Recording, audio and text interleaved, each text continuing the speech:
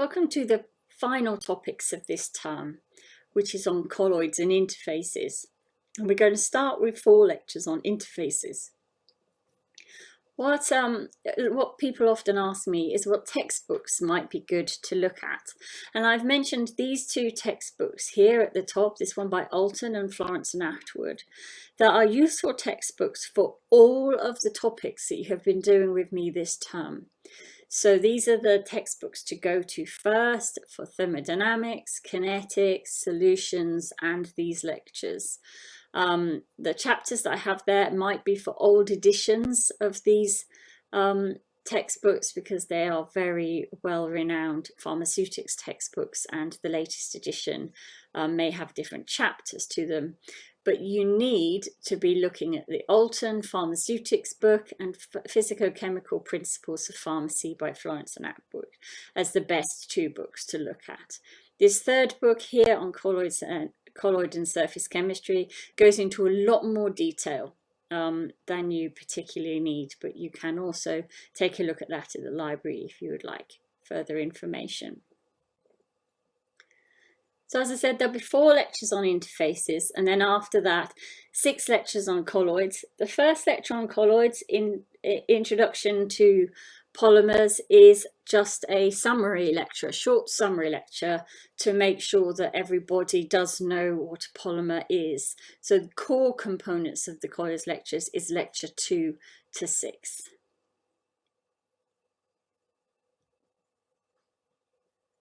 And here we have the objectives of the first lecture, and I've aligned the objectives with objectives that are linked to the outcomes of the current GPHC accreditation. So you can see requirements, I mean, from that. So you can see that the reason why we are learning these topics is to help you understand properties of formulations, and to understand why certain ingredients are added to formulation, to understand packaging and storage requirements for medicines as well.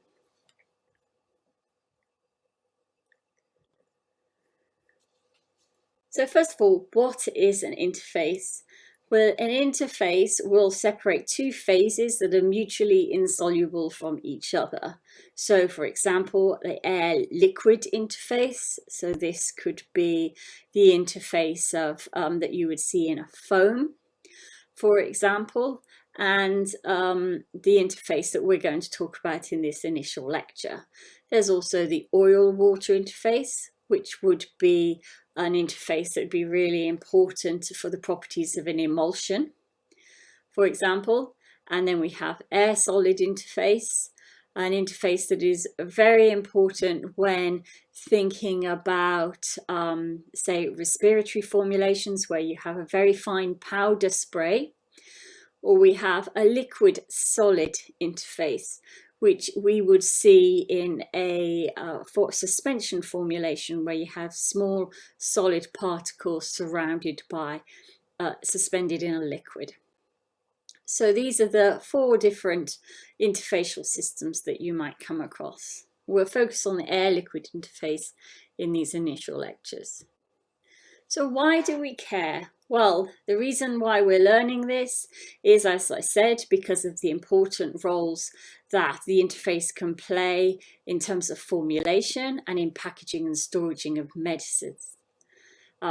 So if we think about a glass of water, the glass of water has an interface between the water and the surface of the glass, the interface between the glass and air. So that's the water in the surface of glass is a liquid interface with solid surface, and the glass with air is a solid interface with air, with a gas. And then we have the surface of the water where it's interacting with air. And each of those interfaces, you could have material absorb into the interfaces, and it could change the behavior of the overall system. So it could make the glass, for instance, very dirty if material is absorbing to it, or it could and so change the clarity of the glass, for example, or if there was something in that water, the water could, that material that's in the water could choose to interact with the surface of the glass in preference to being within the bulk solution of water. And that could cause a problem if that very surface active material happened to be our drug and it preferred to interact with its packaging rather than being able to be dispensed into a patient.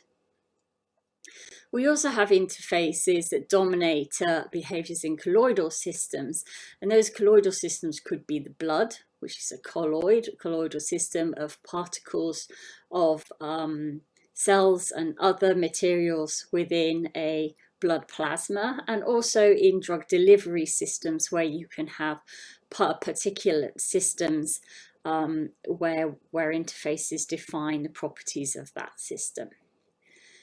Interfaces are also used in the purification of compounds in chemistry, and they're really important in medical implants. So how a medical implant interacts with the body, and this determines the fate of the implant. So for instance, a catheter or a stent or even a contact lens is interacting with the body, and how the body reacts to that foreign material will determine the long-term properties and the lifetime of that medical implant. So all of these are interfacial properties.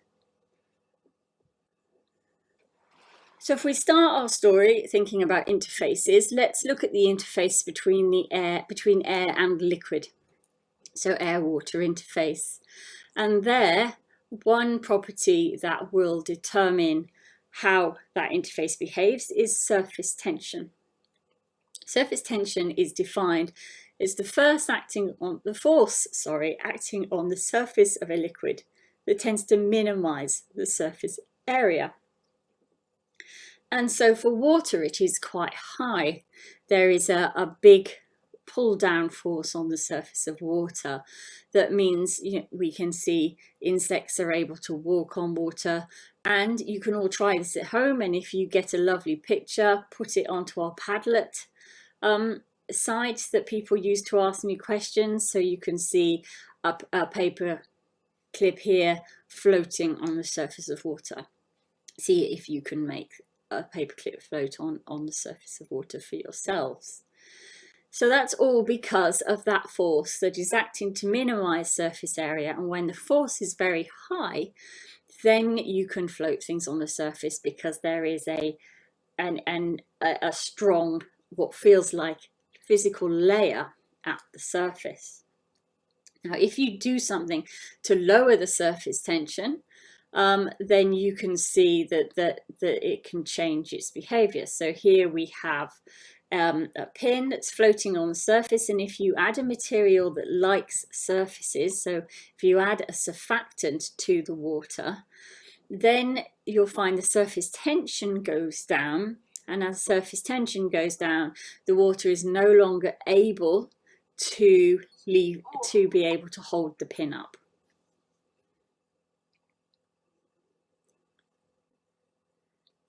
In a diagram form, surface tension can be explained by thinking about the properties of a molecule at the surface between the two phases. So here we have water molecules in the center of our liquid, and they are interacting with water molecules above them, below them, and to either side of them. And they have equal interaction in all angles around that molecule. However, the molecules at the surface, they interact very strongly with water molecules to the side of them, below them, and around them, but not above them, because they can't hydrogen bond very easily, or at all really, with air. And so this means that there's a net force that's attracting downwards, and the next force on that molecule is in a downward direction. So the fact that there is unbalanced forces on those surface molecules there leads to a downward force. So you can see that this means that if the molecule is strongly interacts with its neighbours, So water is a good example. Hydrogen bonding is a relatively strong intermolecular interaction. And if those are strong, then that means that the downward force, the unbalanced forces, will be greater because there'll be stronger interactions with neighboring molecules. And the fact that there's no interaction with a molecule above because of the presence of air will lead to a greater attraction downwards. So that means that a molecule, that a water system will have a greater surface tension, a very high surface tension, because of that, those unbalanced forces. So as I've said, surface tension is unbalanced forces at the surface leading to a net inward force of attraction on the surface molecules, and this tends to minimize the area of the surface. We call it surface tension. Now, if we think about this in a different way, and we talk about it in terms of work done, we can then also define surface tension as surface free energy. So surface free energy is the work required to increase the surface area by 1 meter squared. So these terms that you might see in textbooks are really talking about the same thing. It is that force or that energy at a surface that is caused by the unbalanced forces of the surface molecules.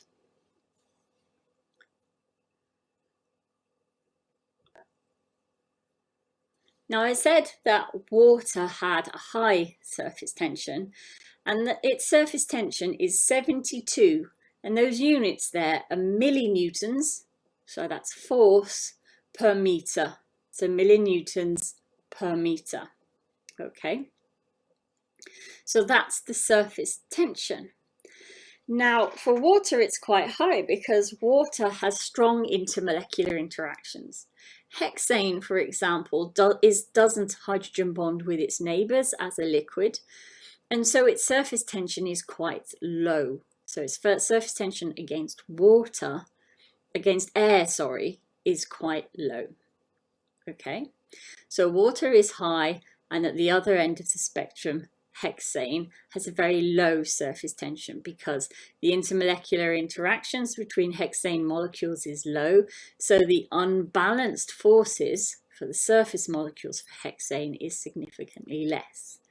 And then we have some other examples here: olive oil, octanol and chloroform, and they're all significantly lower than water because of the relative strengths of the intermolecular interactions between the molecules in those liquids.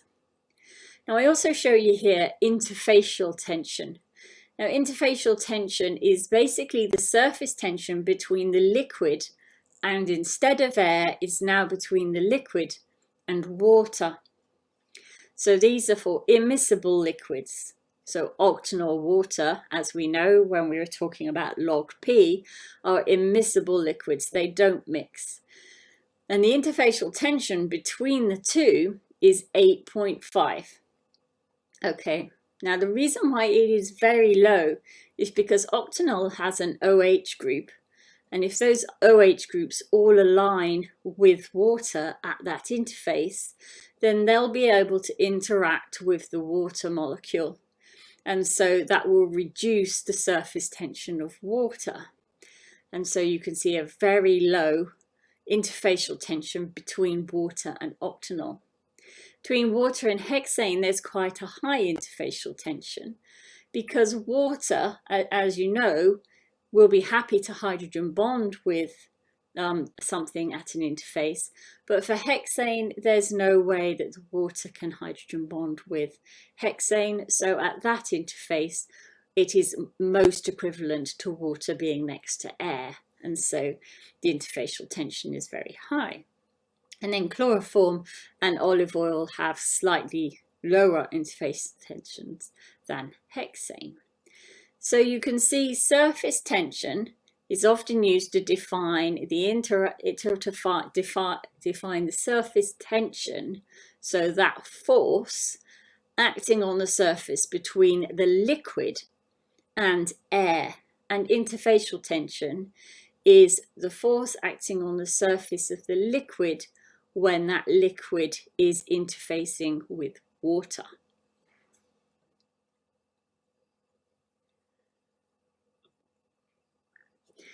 You can easily measure surface tension in a number of different ways.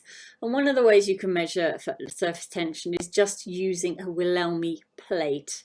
And this is a piece of thin glass or platinum or paper that can be completely wetted by the liquid. So in other words, liquid lights to coat and cover that material. If the material hits the surface of the liquid, okay, the liquid will wrap around it. And so when we try to pull the thin plate out of the liquid, the water will try to come with it, and it'll try to hold it back because it's wetting with the surface really well. And how much it tries to grab hold of that liquid and pulls it back can just be measured by measuring basically the weight, how heavy that plate feels. Okay. And then by doing that, you can relate that to surface tension, because how much the force holding that plate in when you try to pull it out, the resistance is proportional to surface tension. So that's one very easy way of measuring surface tension. A surface tension is also the reason why we have bubbles, and we can learn something about bubbles that helps us find another way of measuring surface tension. So as you can see, a bubble is obviously spherical, and one side is concave and the other side is convex. Okay, now if you have a look at that bubble, you'll see that it's round, it's circular, because surface tension is pulling it to make it as small as possible, it's pushing it in. Okay, it's trying to have the smallest surface area that it can have. And that means that there will be a pressure difference between inside and the outside of that bubble. That will be determined by surface tension. Okay, the pressure on the concave side is always going to be greater than the pressure on the convex side. So the pressure on the inside will always be greater than the pressure on the outside, because the surface tension is basically trying to make the sphere smaller, pressurizing the inside of the bubble.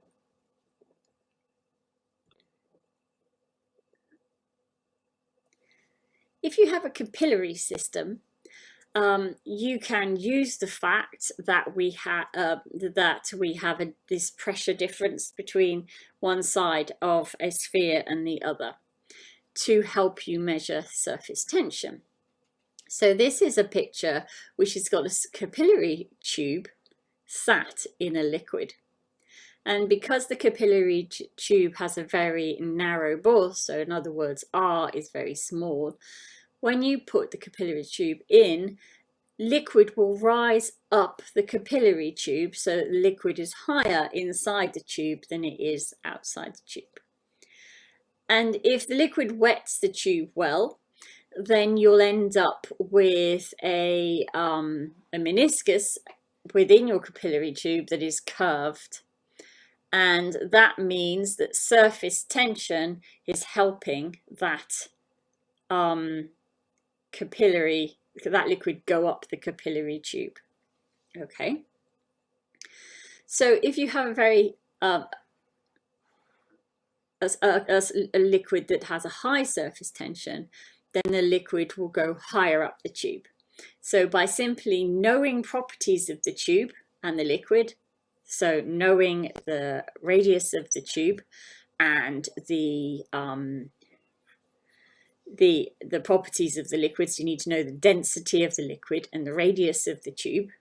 And if you measure the height that the liquid goes up the capillary, you can measure surface tension, because surface tension will be proportional to that height. Okay, and so that's another very easy way of measuring surface tension. So surface tension is a very simple measurement at any interface, but it's a measurement that is very easy to determine if it's an air-liquid interface, because we can use methods such as the ones I've defined here. You're going to need to go to the next video now to continue this lecture, to make sure that each video is about 20 minutes long or less.